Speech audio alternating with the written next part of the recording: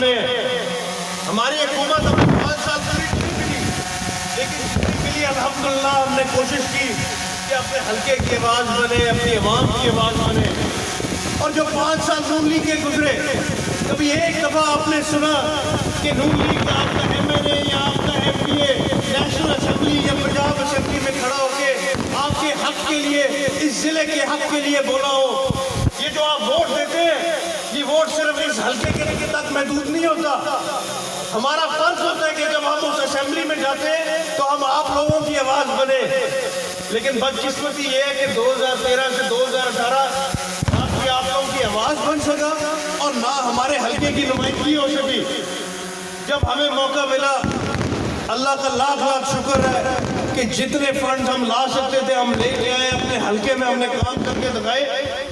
लेकिन बदकिस्मती है कि 3.5 साल बाद फेडरल हुकूमत गिर गई और ये तजर्बा कार एक हुकूमत लेके आए। शहबाज शरीफ को इन्होंने वजीर आजम बनाया और लंदन से इसहाक डार को लेके आए कि ये तजर्बा कार लोग हैं, ये हमारे मुल्क को मसाइल में से निकालेंगे।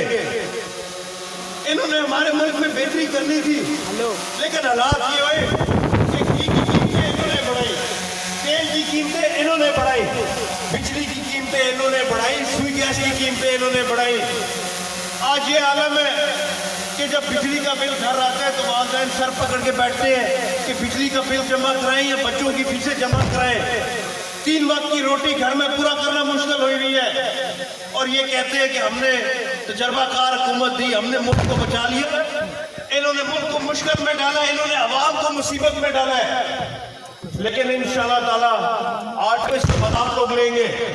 अच्छे कि पूरे मुल्क में महंगाई हुई है, लेकिन महंगाई के सारे कुछ सहूलत भी देते।